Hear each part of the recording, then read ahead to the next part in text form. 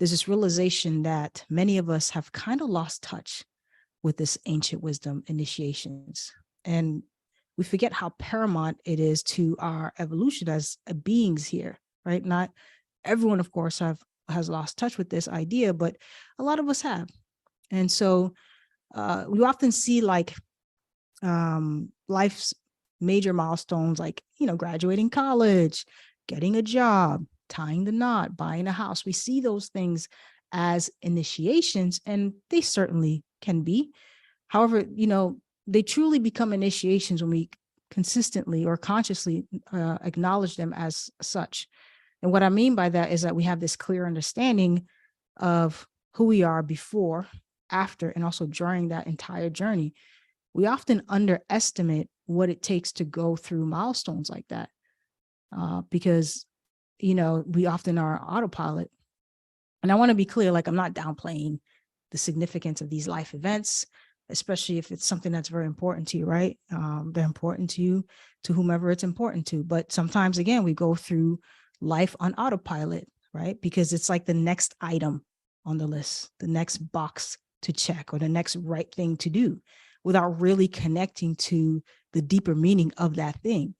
People sometimes, they get married because it's the next best step, right? But is it something that you're really connected to on a deeper level? And if you are, then you are going to be embraced and challenged through this initiation. And if you're not, then you might not even notice that connection at all. And so true initiations, and that could be subjective, as I call true initiations, in my humble opinion, that's a different story. They're like a metaphor for life itself, right? And here's the thing, once we start seeing life as not as a series of obstacles or setbacks, but as a continuous string of initiations, everything in our life changes for the better. It really does. And if this resonates with you, let me know in the comments below. Let me know your thoughts about that, because you might disagree. You might say, nah, I ain't buying it. And that's totally cool. But what happens when we go through these initiations, we begin to see them with fresh eyes. We begin to see our lives with fresh eyes.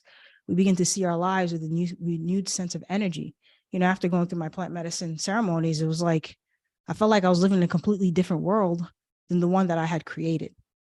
So there was a new sense of energy. There was a different way of approaching my life moving forward. And then what you find is that your mindset begins to foster courage, and it becomes really powerful stuff.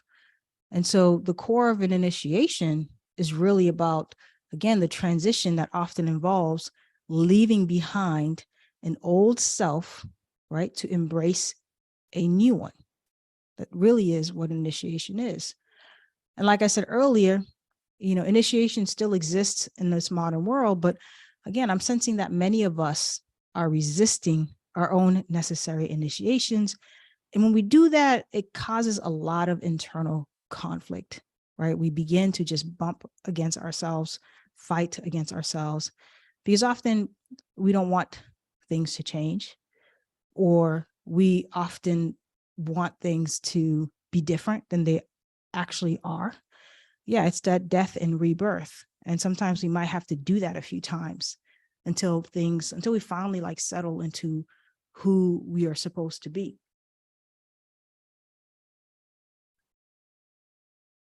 And I've noticed that when you begin your initiation, sometimes we can get confused. We can get a bit disoriented, almost like a mental fog, depending on the initiation. It kind of reminds me when I was going through my own dark night of the soul.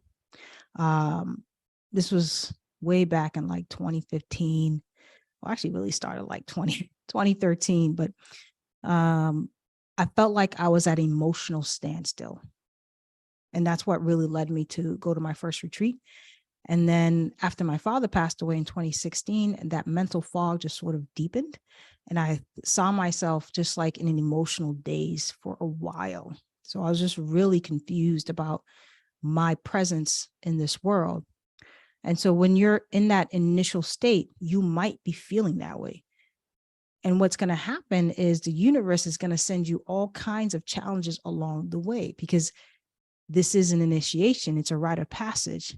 And so you'll have some tests and some challenges that's really going to push your limits. And for me, losing my father was like, oh my God, the ultimate limit for me that year and beyond.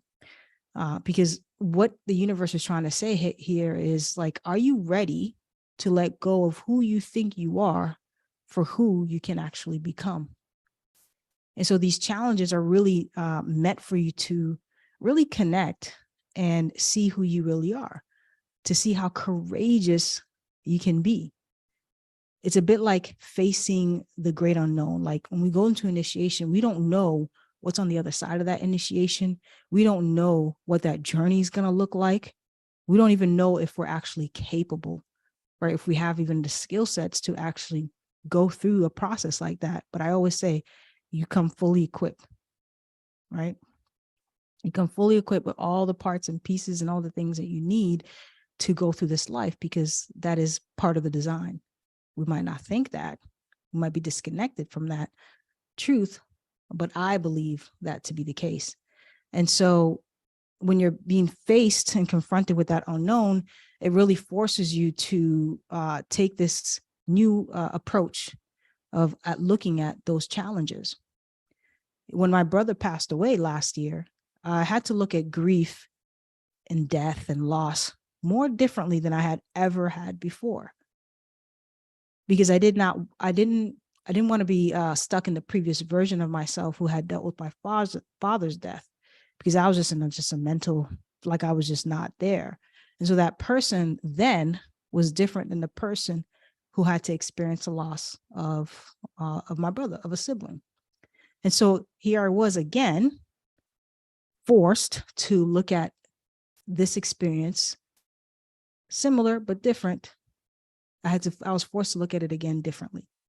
And that's what initiations do. They literally force us to look at aspects of our lives differently. And then what comes to part where you have to bring this new understanding and this perspective after you've gone through all that back into your life to integrate, right? To reintegrate, right? It's almost like you fall to pieces and you pick yourself back up and you're like, whew, what just happened here? And now you have to live with this newfound sense of perspective, approach, energy. And what you find is this phase is where you're really reshaping your sense of reality based on what you've experienced during that initiation. And so the real mission here is to really take that wisdom and then apply it, and then your life will transform. What's going on, Sandra? And so while on this journey, when we're going through this initiation process, you're going to encounter some archetypes. And I've witnessed this when we do our retreats, what comes up for people. But archetypes are really just symbols or themes that we all universally connect with. But these archetypes help us explore and understand the complexities of the human experience. And sometimes they pretty much lay deep in the subconscious. So I'll give you an example. Your boss might be the archetype of your mother, right? And there are some things that you have to learn through that relationship to better understand yourself and your mother, right? And so when we're undergoing initiations, some of these archetypes might take center stage. And we often confuse other people in being a certain archetype, and we play that out because we have some unresolved emotional wounds that need to be healed. What's going on, Black Men Run? So when you think of archetypes, you want to think of them as characters in your story.